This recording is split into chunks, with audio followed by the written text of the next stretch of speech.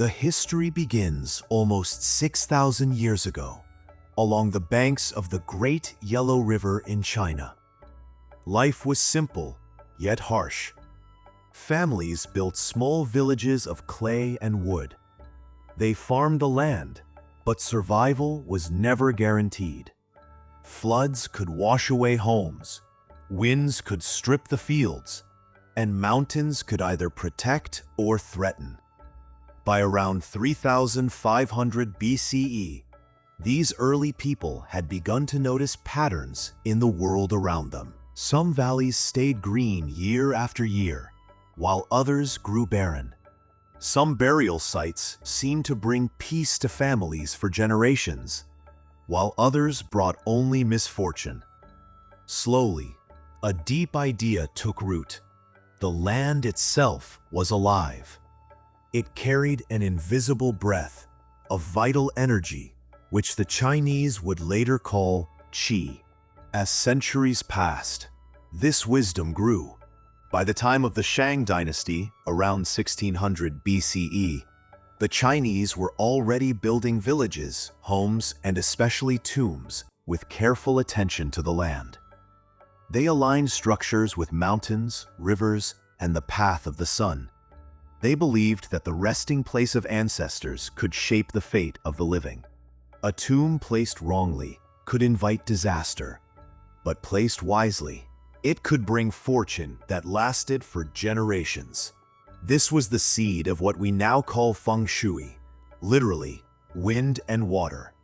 Two natural forces that shaped not only the land, but also the destiny of those who lived upon it. At first, Feng Shui was about survival. Where to settle, where to build, where to bury the dead. But slowly, it grew into a philosophy of harmony, asking a timeless question. How can human life flow in balance with the earth, the sky, and the unseen forces between them?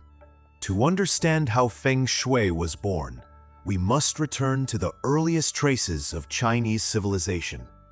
Archaeologists have found evidence that as early as 4000 to 3000 BCE, Neolithic communities, such as the Yangshao culture, began placing their homes and graves in harmony with rivers and hills. Even without written records, the patterns they left behind tell a story. They were already searching for balance between the living and the land. By the time of the Xia dynasty, considered China's first dynasty, around 2100 BCE, these ideas were taking clearer shape. Leaders began to see land not only as soil to farm, but as energy to be understood. A village built in the wrong valley might suffer constant floods. A tomb placed on the wrong slope might bring years of misfortune. Slowly, rules began to form. Face homes toward the south to catch the warmth of the sun. Build near water for life, but never so close that floods could strike. The real flowering of these ideas came during the Shang dynasty, 1600 to 1046 BCE. The Shang rulers were deeply spiritual. They believed the spirits of their ancestors guided the fate of the living. Tombs, therefore, had to be placed with extraordinary care. Archaeological digs at Anyang, the last Shang capital, reveal vast royal tombs aligned with the stars, the sun, and the flow of rivers. Here we see the earliest evidence of Feng Shui as a deliberate practice. From the Shang, the wisdom passed into the Zhou dynasty, 1046 to 256 BCE. This was a golden age of philosophy in China. It was during this era that thinkers began writing down principles about heaven, earth, and humanity. The Zhou people believed that rulers held the mandate of heaven, a kind of divine approval, but only if they ruled in harmony with the natural world. Cities were planned as cosmic maps, with gates, walls, and palaces aligned to the four directions. In these early designs, we see Feng Shui moving from tombs into the living world of homes, villages, and great cities. By the end of the Zhou period, Around 500 BCE, Feng Shui had already become more than superstition. It was part of statecraft, religion, and daily life. Families consulted geomancers before building homes. Farmers looked to landforms before planting crops. Rulers ordered palaces and capitals to be placed where mountains could shield them from harsh winds, and rivers could carry prosperity through the land. The art of Feng Shui was no longer just survival. It was becoming a science of space, a way to link the energy of earth and sky to the fate of humanity. As Feng Shui grew, it became clear that the land alone was not enough. To truly understand harmony, the ancient Chinese looked upward, to the stars. By the late Zhou dynasty, around 500 BCE, astronomers in China were already mapping the heavens. They noticed how constellations moved across the sky, how the sun rose and set at different points through the seasons, and how the North Star remained fixed, a silent anchor for the entire night sky. To them, this was not only science, it was a message. The heavens were a grand pattern, a cosmic order. If human life could be aligned with it, peace and prosperity would follow. This idea gave rise to the concept of the cosmic trinity: heaven, earth, and humanity. Heaven represented the stars, the sun, and the forces of time. Earth was the land, rivers, and mountains. Humanity stood between them, a bridge of consciousness. Feng Shui was seen as the art of connecting these three realms, aligning human life with both the earth below and the heavens above. At the heart of this belief was qi, the vital energy that flowed through everything. The Chinese described qi as a current, like a river that cannot be seen but can be felt. Flowing qi brought health and fortune. Blocked or disturbed qi brought illness and misfortune. By studying the stars, the mountains, the winds, and the waters, Feng Shui masters sought to trace the paths of qi. During the Han Dynasty, 206 BCE to 220 CE, this knowledge blossomed further. Han scholars combined astronomy, geography, and philosophy into an intricate system. They studied how mountains channeled wind, how rivers curved through valleys, and how these shapes mirrored the constellations above. This gave birth to Form School Feng Shui, which focused on the shapes of land and how they directed energy. But as observation grew sharper, a new tool was needed. Around the same era, the Chinese discovered a strange stone called lodestone, which naturally pointed north. From this, they created the first magnetic compasses. By the 2nd century BCE, compasses were being used not only for navigation, but also for Feng Shui.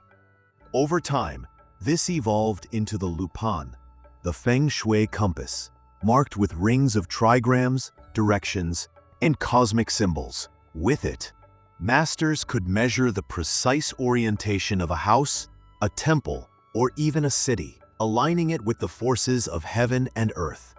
It is astonishing to think that more than 2,000 years ago, Feng Shui masters were standing on hillsides with compasses in hand, reading the invisible breath of the world. They were not merely architects or priests, they were scientists, philosophers, and guardians of balance. By uniting the stars, the land, and the flow of qi, Feng Shui had evolved from simple survival wisdom into a refined art, one that promised harmony not only for families, but for entire kingdoms. By the time of the Han Dynasty, 206 BCE to 220 CE, Feng Shui was no longer just a burial art. It had entered the world of the living. Emperors, farmers, and city planners all sought to harness its wisdom. For emperors, Feng Shui was a matter of power. The capital itself had to be aligned with the heavens. Han cities were laid out like great cosmic maps, square walls facing the cardinal directions, gates in perfect alignment, and a central palace standing as the axis of the world. The emperor, known as the Son of Heaven, sat at the very center, symbolically connecting heaven and earth. This design was not accidental. It was Feng Shui turned into architecture. For farmers, Feng Shui was more practical. Homes were built facing south, to welcome sunlight in winter and to shield from the cold northern winds. Villages were often nestled between hills for protection, with rivers nearby to nourish the fields. To a simple family, these choices could mean the difference between life and death. Good Feng Shui was not luxury, it was survival. During the Tang Dynasty, 618 to 907 CE, China flourished as a golden age of culture. Feng Shui also reached new heights. The great city of Chang'an, today's Xi'an, was designed with Feng Shui principles. Streets ran in strict north-south and east-west lines, resembling a great chessboard aligned with the cosmos. Palaces, markets, and temples all followed this order. Travelers from as far as Persia and Japan marveled at its harmony. It was also in this period that Feng Shui began shaping not just cities, but imperial palaces.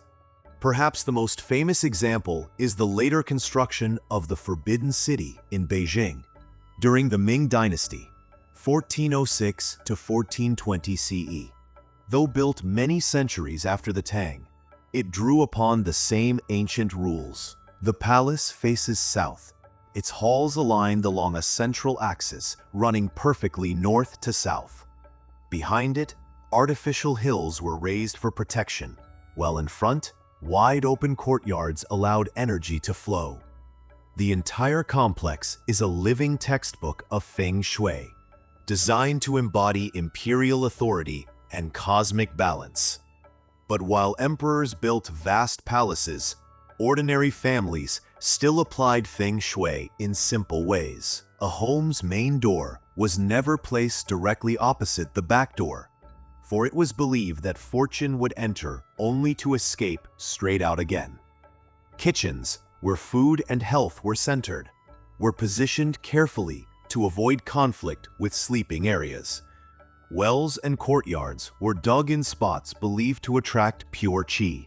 Over centuries, these small rules became traditions passed down from one generation to the next. To live in a home without good Feng Shui was to invite misfortune. To live with it was to invite peace. By the close of the medieval period, Feng Shui was everywhere, in the capitals of emperors, in the temples of monks, and in the humble cottages of farmers. It had become the invisible hand guiding the architecture of a civilization. By the 1st century of our era, a new spiritual voice had entered China, Buddhism, carried along the trade routes of the Silk Road from India. At first, it was strange and foreign, with stories of the Buddha, teachings of karma, and the promise of liberation from suffering. But over time, it began to weave itself into the fabric of Chinese life. And as it did, it found a quiet ally in Feng Shui. Both Buddhism and Feng Shui shared the same vision. Life was not separate from nature, but part of a greater flow. Where Feng Shui spoke of qi, Buddhism spoke of the impermanence of all things, the rise and fall of causes and conditions. Both traditions sought balance, not only in the body and the home, but in the heart and the mind. As Buddhist monks spread across China, building monasteries and temples, they often chose sites with careful attention to the land. Many temples were placed on mountainsides, where the rising peaks were believed to cradle the energy of the earth. Others were built beside rivers or lotus ponds, symbols of purity and spiritual renewal. The great Shaolin Monastery, founded in 495 CE on Mount Song, is one such example. Its position, nestled between forested slopes, reflects Feng Shui principles of protection and balance. During the Tang Dynasty, 618 to 907 CE, when Buddhism reached its height in China, temple construction followed a clear harmony between religion and geomancy. Monks believed that a well-placed temple not only nurtured the practice of meditation, but also spread blessings across the land. The great Longmen grottos, carved into cliffs near Luoyang, stand as a testament to this union of stone, spirit, and space. Symbols also carried a cross. The lotus flower, central in Buddhism as a sign of enlightenment rising pure from muddy waters, became a favored image in Feng Shui as well, a reminder of growth and clarity. The Buddha statue, seated in meditation, was not only a focus of devotion, but also a presence believed to calm and harmonize the qi of a space. The deeper bond, however, was philosophical. Buddhism taught that suffering comes from imbalance, from desire, from ignorance, from clinging to what must change. Feng Shui, in its own way, offered a path to restore balance. By living in harmony with the natural flow of the world. One addressed the soul, the other the space, yet both pointed to the same truth. By the time of the Song Dynasty, 960 to 1279 CE, the connection was so strong that many Feng Shui masters were also Buddhist monks, using geomancy not only to place homes in cities, but also to guide meditation halls, pagodas, and sacred stupas. To them, arranging the world outside was inseparable from arranging the mind within. It is here that Feng Shui truly became more than architecture. It became a bridge between body, space, and spirit, a way for ordinary people to feel that their homes, their ancestors, and their own hearts were in alignment with the great rhythm of the universe. For thousands of years, Feng Shui was quietly passed down through families, monks, and masters. But history is never still. Dynasties rose and fell. Wars swept across the land. New philosophies challenged the old, and yet Feng Shui endured. By the Ming Dynasty, 1368 to 1644 CE, and the Qing Dynasty, 1644 to 1912 CE, it was deeply woven into Chinese culture. Emperors continued to consult geomancers for their palaces and tombs. Merchants used Feng Shui when choosing the location of shops, believing that the right doorway could welcome fortune, while the wrong one could drive it away. In villages, families would not dig a well or build a courtyard without guidance from Feng Shui rules. It had become the quiet architecture of daily life. But the arrival of the modern world brought challenges. In the 20th century, after the fall of the Qing Dynasty in 1912 and the rise of a new republic, traditional practices like Feng Shui were often dismissed as superstition. During the Cultural Revolution of the 1960s, it was even suppressed, with temples destroyed and masters forced into silence. Many believed Feng Shui would vanish forever. Yet, like the flow of a river, it found new paths. In Hong Kong, which remained under British rule until 1997, Feng Shui not only survived, but flourished. Here, it became part of modern architecture. Bank headquarters, skyscrapers, and apartment towers were designed with geomancers at their side. One famous example is the Bank of China Tower in Hong Kong, built in 1990. Its sharp edges and unusual angles caused unease, with critics saying its design cut through the city's qi. Nearby buildings responded by adjusting their structures. In this modern skyline, ancient wisdom was still alive. By the late 20th century, Feng Shui had spread far beyond China. Teachers carried it to Taiwan, Singapore, Malaysia, and eventually to the West. In America and Europe, it was embraced by homeowners, interior designers, and spiritual seekers. Though sometimes simplified into tips about moving furniture or choosing colors, the deeper message remained. How we arrange our spaces affects how we feel, how we live, and how we prosper. In today's world, Feng Shui can be seen in many forms. A family in Beijing may still consult a master before buying an apartment. A corporation in Singapore may align its headquarters with river views. A home in California may use Feng Shui principles to design a peaceful garden. And while not every modern example stays true to its ancient roots, all carry a spark of the same idea: that harmony between people and space creates harmony in life. From Neolithic villages to imperial palaces, from hidden temples to glass skyscrapers, Feng Shui has flowed across more than 5,000 years of human history, always changing, yet always reminding us that the spaces we create are more than walls and roofs. They are mirrors of our destiny. From the quiet villages of Neolithic China, to the imperial grandeur of the Forbidden City, to the shining towers of modern Hong Kong, Feng Shui has traveled across more than 5,000 years, always adapting, yet always carrying the same message: that our lives are bound to the spaces we create, and that balance with nature is the foundation of peace.